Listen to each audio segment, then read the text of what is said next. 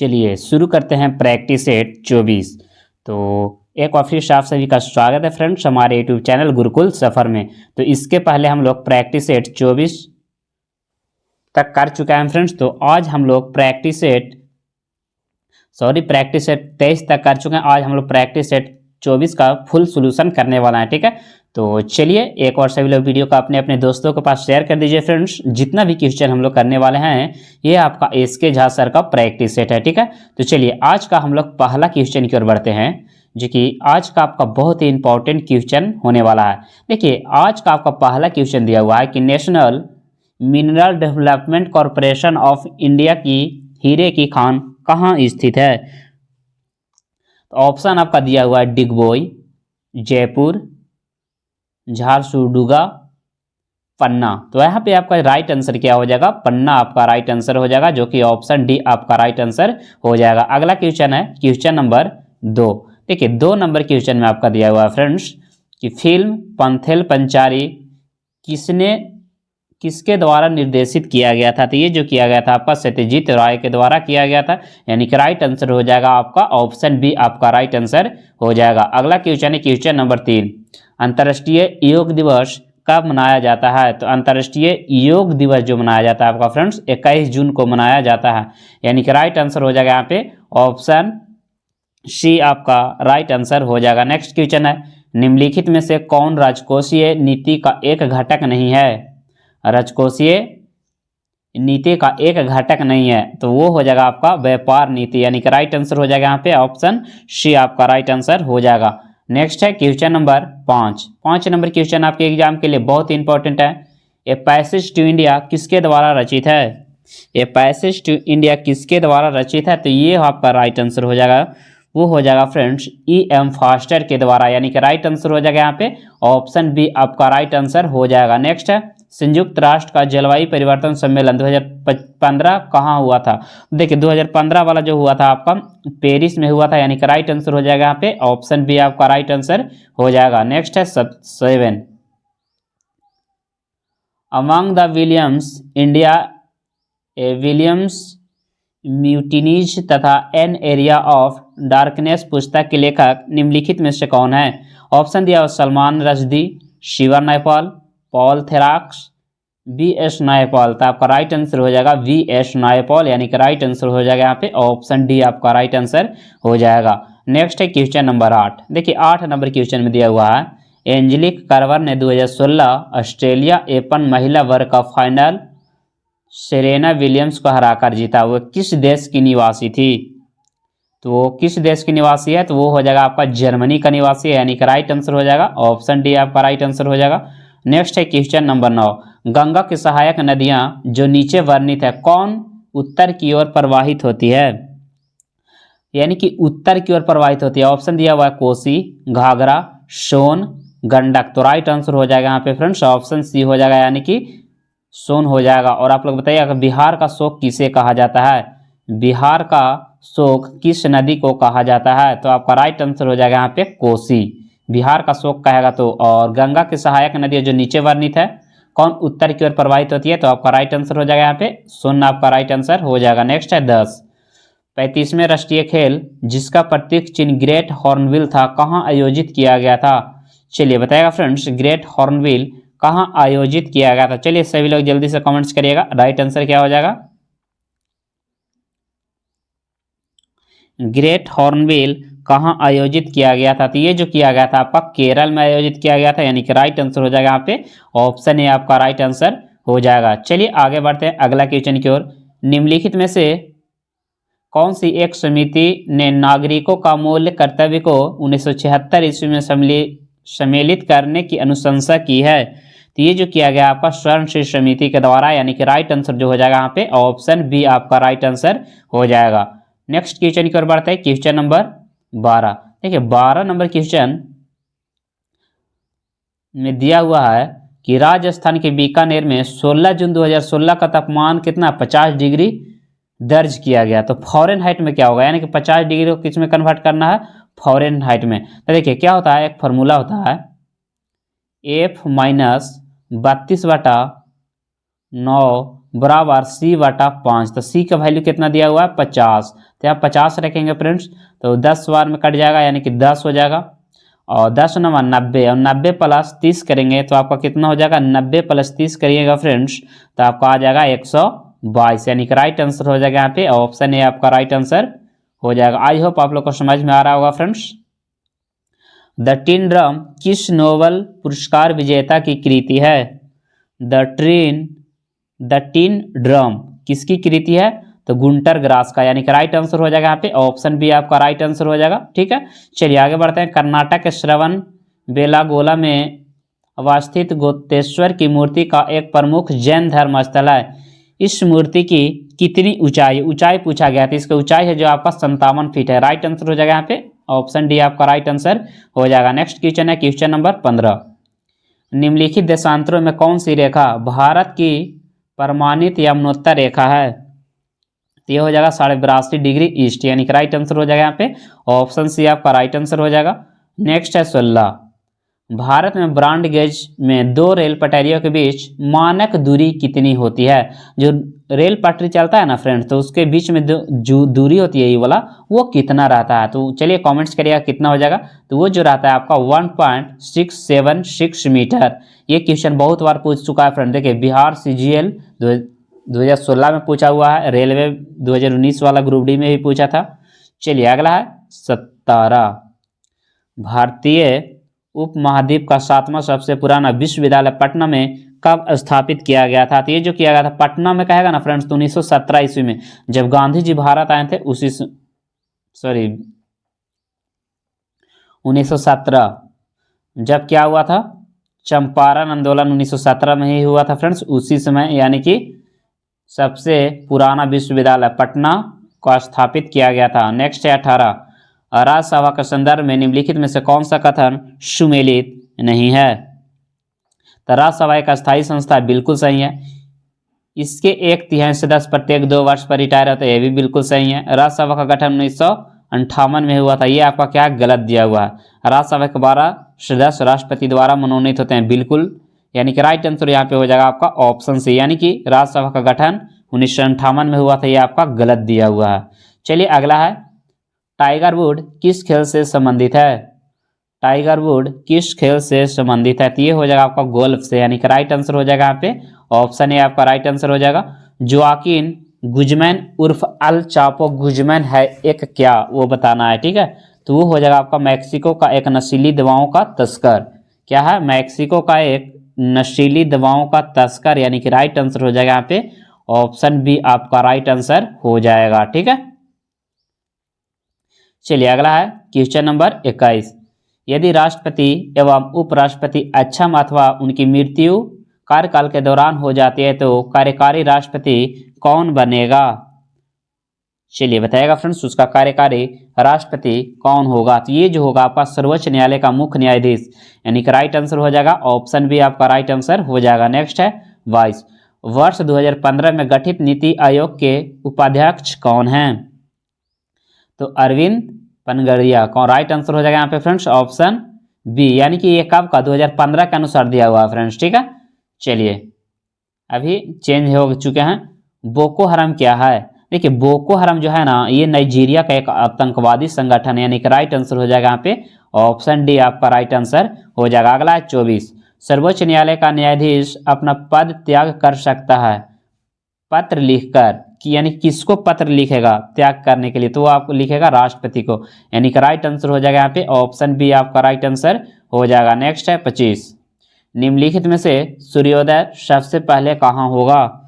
सूर्योदय जो होता है सबसे पहले टोक्यो में होता है, यानी कि राइट आंसर जो हो जाएगा यहाँ पे ऑप्शन डी आपका राइट आंसर हो जाएगा, जो कि टोक्यो क्या है, जापान की राजधानी है फ्रेंड्स, टोक्यो। ठीक है, अगला है 26। मशहूर पेंटिंग हंस दमयंती के चित्रकार कौन है? हंस दमयंती के चित्रकार जो है फ्रेंड्स राजा रवि वर्मा, यानी कि राइट आंसर हो जाएगा यहाँ पे ऑप्शन बी आपका राइट आंसर हो जाएगा। नेक्स्ट है क्वेश्चन नंबर 27। निम्नलिखित पुस्तकों में से कौन सी पुस्तक फणेश्वर नाथ रेणु द्वारा रचित है? तो महिला आंचल, जो कि क्लास 10th में पढ़ने के लिए ये चैप्टर है फ्रेंड्स, महिला आंचल। ठीक है, यानी कि राइट आंसर जो हो जाएगा आपका ऑप्शन सी आपका राइट आंसर हो जाएगा। अगला है निर्वाचन आयुक्त को पद से हटाया जा सकता है, यानी कौन हटाएगा? ऑप्शन दिया है मुख्य चुनाव आयुक्त, प्रधानमंत्री द्वारा, भारत के मुख्य न्यायाधीश, उपयुक्त में से कोई नहीं। निर्वाचन आयुक्त को पद से हटाया जा सकता है, यानी कि इनमें से कोई नहीं हटा सकता है फ्रेंड्स, ठीक है। यानी कि राइट आंसर हो जाएगा यहाँ पे ऑप्शन डी आपका राइट आंसर हो जाएगा, ठीक है। चलिए आगे बढ़ते हैं अगला क्वेश्चन की ओर, क्वेश्चन नंबर 29। चलिए 29 में दिया हुआ है, मरणोपरांत प्रथम भारत रत्न किसे दिया गया था? मरने के बाद भारत रत्न सबसे पहले जो दिया गया था आपका लाल बहादुर शास्त्री को गया था, ठीक है। तो चलिए आप लोग कमेंट्स करिएगा फ्रेंड्स कि लाल बहादुर शास्त्री को कब मिला था, ठीक है। लाल बहादुर शास्त्री को मरने के बाद भारत रत्न कब दिया गया था? चलिए आप लोग कमेंट्स करके बताइएगा राइट आंसर क्या हो जाएगा। भारत के सुप्रीम कोर्ट के संदर्भ में कौन सा कथन सही है? ऑप्शन ए में दिया हुआ इसका केवल मूल क्षेत्राधिकार होता है, बी में दिया हुआ है इसका केवल अपीलीय क्षेत्राधिकार होता है, सी में दिया हुआ है इसका केवल परामर्श संबंधी क्षेत्राधिकार होता है, ऑप्शन डी में दिया हुआ है इसका मूल अपीलीय और परामर्श संबंधी क्षेत्राधिकार होता है। यानी कि राइट आंसर जो हो जाएगा यहाँ पे ऑप्शन डी हो जाएगा, ठीक है। चलिए आगे बढ़ते हैं, अगला क्वेश्चन है 31। जल्लीकट्टू साड़ों की लड़ाई किस राज्य से संबंधित है? तो देखिए जल्लीकट्टू जो आपका होता है साड़ों की लड़ाई, ये आपका केरल यानी कि सॉरी तमिलनाडु, यानी कि राइट आंसर हो जाएगा यहाँ पे फ्रेंड्स ऑप्शन डी आपका राइट आंसर हो जाएगा। और यहाँ का शास्त्रीय नृत्य हो जाएगा फ्रेंड्स भारतनाट्यम, क्या हो जाएगा? भारतनाट्यम हो जाएगा। केरल का आपका हो जाएगा मोहिनीअट्टम, और आंध्र प्रदेश का हो जाएगा कथकली, ठीक है। और आप लोग कर्नाटक का लोक नृत्य बताइएगा फ्रेंड्स, राज्य नृत्य क्या हो जाएगा, ठीक है। चलिए अगला है 32। निम्न में से कौन दो नदियां अमरकंटक से निकलती है? तो अमरकंटक से जो निकलती है फ्रेंड्स नर्मदा और सोन, यानी कि राइट आंसर हो जाएगा यहाँ पे ऑप्शन बी आपका राइट आंसर हो जाएगा। चलिए आप लोग बताइएगा कि चंबल नदी कहाँ से निकलती है? चलिए आप लोग बताइएगा चंबल और बेतवा कहाँ कहाँ से निकलती है। अगला क्वेश्चन है क्वेश्चन नंबर 33। भारत में प्रथम न्यूक्लियर विस्फोट 1974 ईस्वी में कहाँ किया गया था? यानी कि न्यूक्लियर विस्फोट का परिक्षेपण जो किया गया था सबसे पहले कहाँ किया गया था? तो ये जो किया गया था पोखरन में, जो कि पोखरन आपका पड़ता है राजस्थान में। कहाँ पड़ता है? राजस्थान में पोखरन आपका पड़ता है, वहीं किया गया था, ठीक है। चलिए बहुत बढ़िया फ्रेंड्स, अगला क्वेश्चन की ओर बढ़ते हैं, क्वेश्चन नंबर 34। निम्नलिखित नदियों में से किसका उद्गम भारत में नहीं हुआ है? सतलज, राइट आंसर हो जाएगा फ्रेंड्स ऑप्शन ए आपका राइट आंसर हो जाएगा सतलज। अगला है कौन सा स्थान ब्रह्मा के मंदिर तथा पशुओं के मेले के लिए प्रसिद्ध है? तो पुष्कर का मेला किसके लिए है? पुष्कर मेला हो जाएगा, ब्रह्मा के मंदिर और पशुओं का मेले के लिए प्रसिद्ध है। चलिए नेक्स्ट है 36।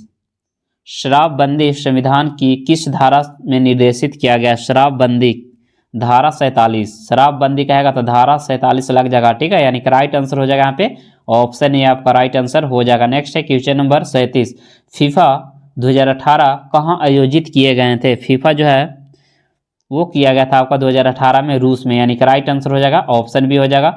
नेक्स्ट है भू स्थिर उपग्रह किस दिशा में घूमती है? तो ये जो घूमता है ना पश्चिम से पूरब की ओर, यानी कि राइट आंसर हो जाएगा आपका ऑप्शन ए आपका राइट आंसर हो जाएगा। देखिए पूरब से पश्चिम नहीं बल्कि पश्चिम से पूरब घूमती है, यानी कि राइट आंसर हो जाएगा ऑप्शन ए आपका राइट आंसर हो जाएगा। The old man and the sea नामक संक्षेपित नोवेल उपन्यास के लेखक निम्नलिखित में से कौन है? तो उसका लेखक जो हो जाएगा आपका अर्नेस्ट हेमिंग्वे, यानी कि राइट आंसर हो जाएगा ऑप्शन बी आपका राइट आंसर हो जाएगा। भारत का पहला ऑर्गेनिक राज्य कौन सा है? चलिए बताइएगा भारत का पहला ऑर्गेनिक राज्य जो आपका हो जाएगा फ्रेंड्स वो हो जाएगा आपका सिक्किम। कौन हो जाएगा? सिक्किम, यानी कि राइट आंसर हो जाएगा फ्रेंड्स सिक्किम आपका राइट आंसर हो जाएगा, ठीक है। चलिए आगे बढ़ते हैं, अगला क्वेश्चन 42।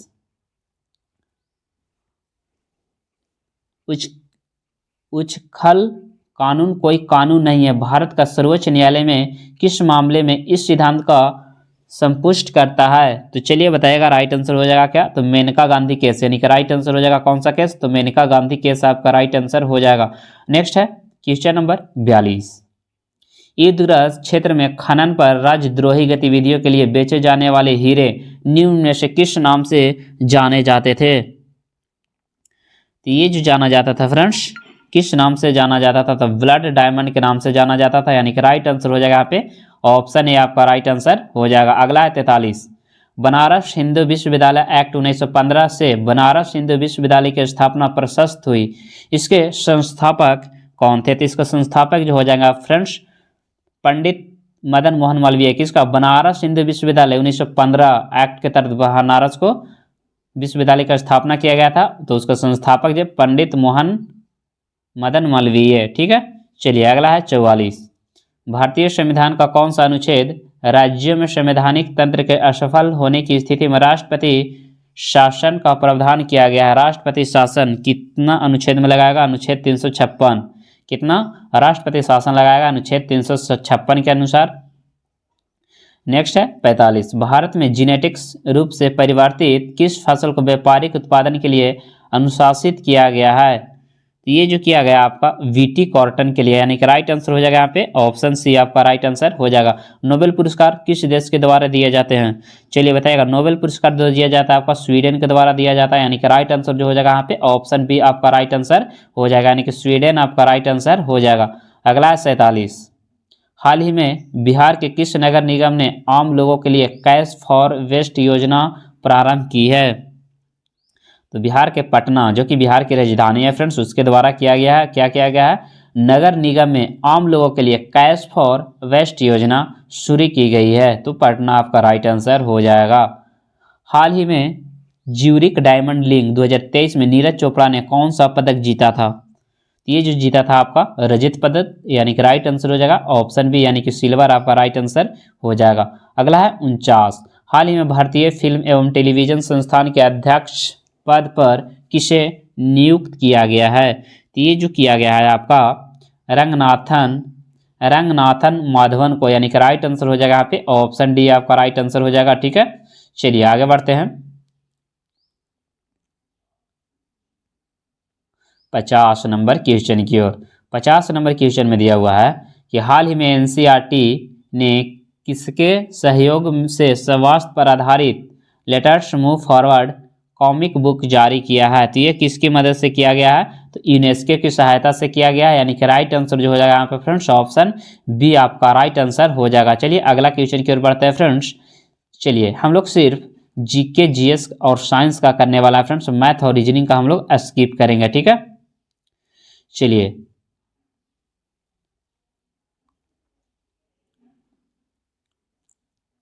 तो जब तक एक बार सभी लोग वीडियो को शेयर कर दीजिए फ्रेंड्स अपने अपने दोस्तों के पास।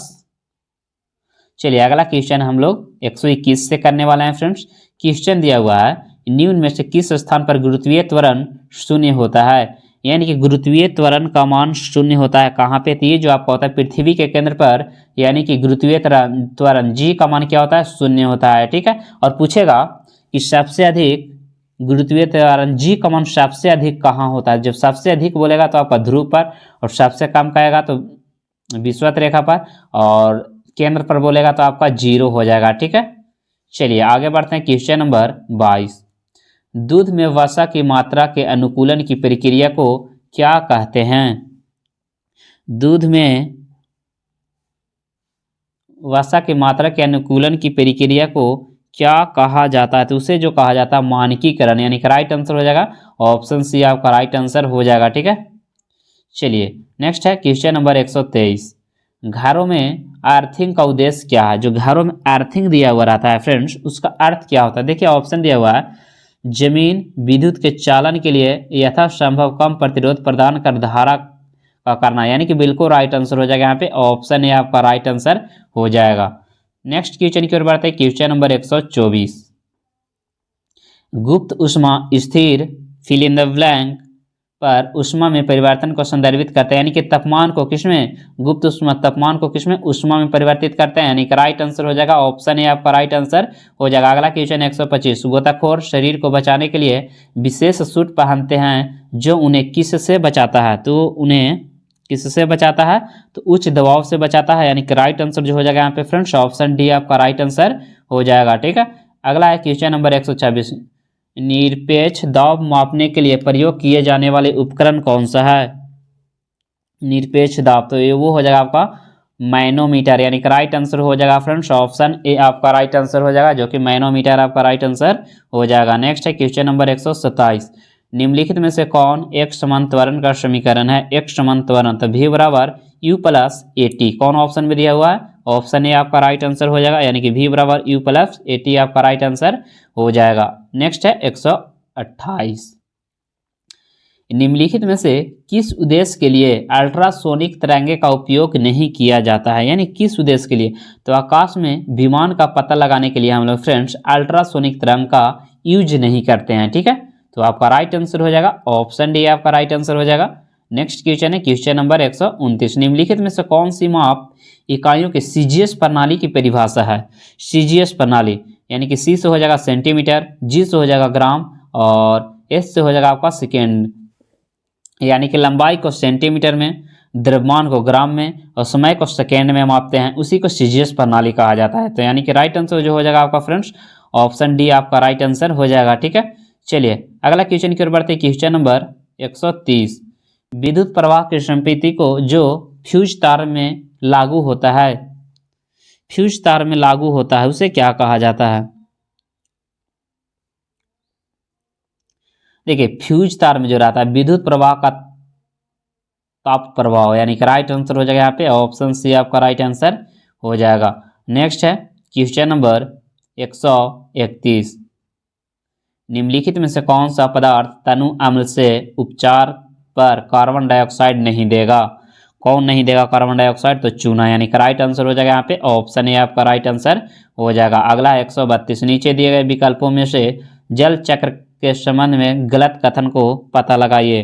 गलत कथन, तो देखिए जलवाष्प वाष्पोत्सर्जन के द्वारा ही वायुमंडल में आता है, ये आपका गलत दिया हुआ है, यानी कि राइट आंसर हो जाएगा यहाँ पे ऑप्शन बी आपका राइट आंसर हो जाएगा। नेक्स्ट क्वेश्चन की ओर बढ़ते हैं। Question number 133। बहुत ही इंपॉर्टेंट क्वेश्चन है आपके एग्जाम के लिए। देखिए बीपीएससी एलडीसी फुल टेस्ट 4 में आपका क्वेश्चन पूछा हुआ है।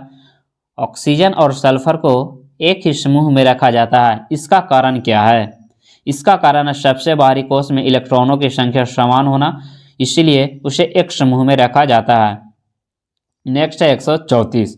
निम्नलिखित में से कौन सी अभिक्रिया अघुलनशील लवण पैदा करती है। तो अवक्षेपण, राइट आंसर हो जाएगा यहाँ पे ऑप्शन बी आपका राइट आंसर हो जाएगा। नेक्स्ट है क्वेश्चन नंबर 135। निम्नलिखित में से किस रासायनिक यौगिक को अचार परिरक्षण के रूप में उपयोग किया जाता है। तो ये हो जाएगा आपका सोडियम बेंजोएट का यूज करते हैं, यानी कि राइट आंसर हो जाएगा यहाँ पे ऑप्शन सी आपका राइट आंसर हो जाएगा। नेक्स्ट है 136। निम्नलिखित में से कौन सा एक सुगंध वाला पदार्थ है।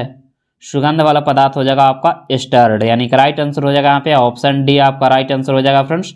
नेक्स्ट है क्वेश्चन नंबर 137। फोटोग्राफिक फिल्म से फोटो विकसित करने के लिए किस रसायन का उपयोग किया जाता है। तो ये जो किया जाता है आपका सिल्वर ब्रोमाइड का यूज करते हैं, यानी कि राइट आंसर हो जाएगा यहाँ पे ऑप्शन सी आपका राइट आंसर हो जाएगा। निम्नलिखित में से कौन सी धातु इंसुलिन में पाई जाती है। तो देखिए इंसुलिन में कौन सी धातु पाई जाती है, तो जिंक, यानी कि राइट आंसर हो जाएगा ऑप्शन ए आपका राइट आंसर हो जाएगा। चलिए बताइएगा 39 में कैल्शियम नाइट्रेट CaNO3 का होल 3 में मोलर द्रव्यमान की गणना करें। तो चलिए ये आपका निकाल लीजिएगा फ्रेंड्स। इसका राइट आंसर ऐसे बता देते हैं, इसका राइट आंसर हो जाएगा आपका 164.1, ठीक है। चलिए नेक्स्ट है क्वेश्चन नंबर 141। निम्नलिखित में से कौन थर्मोसेटिंग प्लास्टिक का एग्जाम्पल है। तो वो हो जाएगा आपका बेकेलाइट। क्या हो जाएगा बहुआ, बेकेलाइट आपका राइट आंसर हो जाएगा।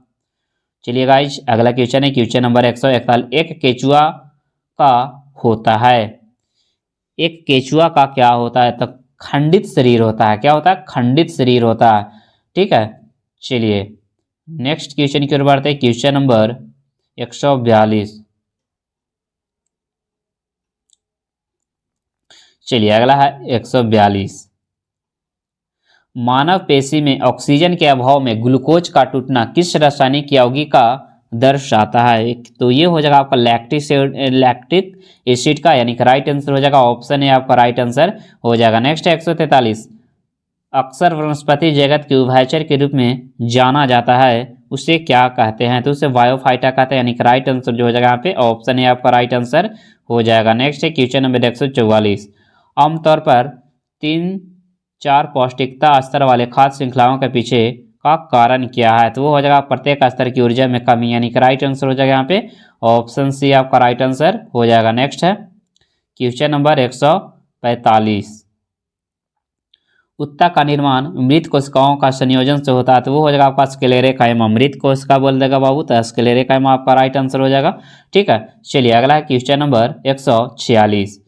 शरीर का नींद जागरण चक्र हार्मोन किसके द्वारा नियंत्रित होता है? तो ये जो नियंत्रित होता है आपका मेलाटोनिन के द्वारा नियंत्रित होता है। ये राइट आंसर जो हो जाएगा आपका ऑप्शन डी आपका राइट आंसर हो जाएगा। अगला है 147, एक कृत्रिम पारिस्थितिकी तंत्र का उदाहरण है। एक कृत्रिम पारिस्थितिकी तंत्र का क्या उदाहरण हो जाएगा? तो वो हो जाएगा एक तलाव का पारिस्थितिकी तंत्र, यानी कि राइट आंसर जो हो जाएगा यहाँ पे ऑप्शन ए आपका राइट आंसर हो जाएगा। अगला है 148, निम्न में से क्या हरीश शैवाल का उदाहरण है? हरीश शैवाल का एग्जाम्पल जो हो जाएगा आपका कैलिमिडो मोनाश आपका राइट आंसर हो जाएगा। आज का सेकेंड लास्ट क्वेश्चन है आपका, किस रक्त समूह में प्रतिरक्षी नहीं होते हैं? तो ए बी में।